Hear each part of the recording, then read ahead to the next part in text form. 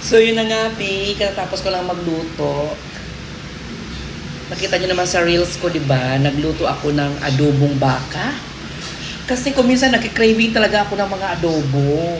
Adobong chicken. Yun na lang palagi yung yung meron. Adobong chicken, adobong pork. Hindi naman ako makain ng pork. Kaya minsan nagki-craving din tayo ng medyo may mga karne-karne na medyo matitigas na mga karne. Kaya naisipan kong magluto ng adobong beef, hindi baka. At masarap yan siya kapag yung kanin ay malamig. Ayan, malamig yung kanin natin. Pero masarap ito, malambot dahil Umbrella brand from Thailand. Sawadee ka! At syempre, kapag may adobo, hindi pwedeng wala ang bagoong with kalamansi. Ayan, B.O. Ilagyan ko na ito ng kalamansi ang bagoong isda natin.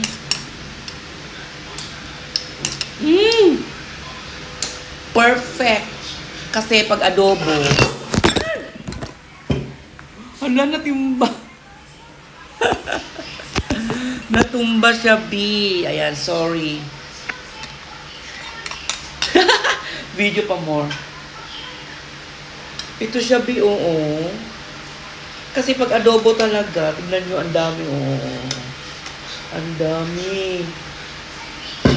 Pag adobo talaga, marami siyang oil. Nagulat na ako, ang daming oil. Grabe, ang daming oil. Kunti na naman yung nilagay kong oil kanina nung nagdisa ako. Pero nung naluto na, ang daming oil. Kasi yung beef na niluto natin ay masyadong mataba. Ang daming, ang tawag nun. So, ang gusto ko, yung may mantika, gaganon ko sa may kanin. Ayan.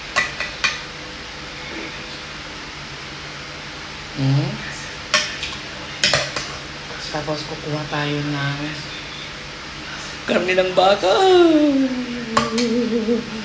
Ay, wala na namang diet. Tapos yung kanin, lalagyan natin ng bagong. Ganyan. O, diba? Ang sarap. Mantika ng adobo with bagoong na may kalamansi. Tapos, halu-haluin natin ng ganyan. Nagugas po ako ng kamay. Charot. Tignan muna natin yung rice. Ang sarap. Rice pa lang at saka bagoong. Dinner na. First bite ng ating beef. Matiga. Hulo ka lang yan.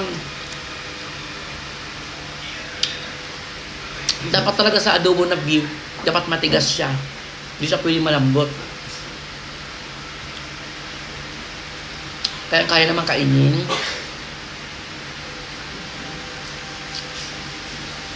Ang sarap pala. Beef adobo, masarap talaga.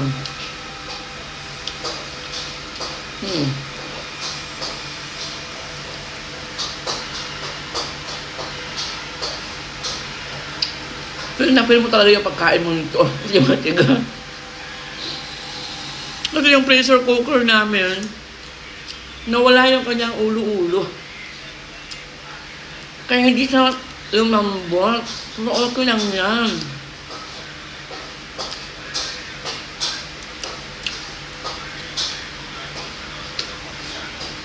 Feel na feel mo talaga na baka yung kinakain ng beef.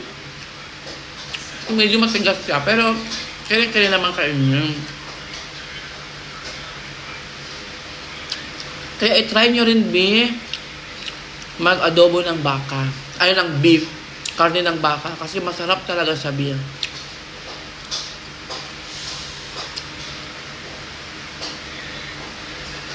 Huwag yung puro baboy kayo, puro manok. I-try nyo rin yung karne ng baka. Dahil masarap. Lalo na pag mainit pa. Ito pang himagas natin, mga saging. At ubas. Diba? Perfect. Yan lang. Magluto na kayo. Maghanap na kayo ng beef, tapos mag-adobo na kayo ng beef. At magluto na kayo nito. Adobong beef. Ang sarap. Grabe. As in.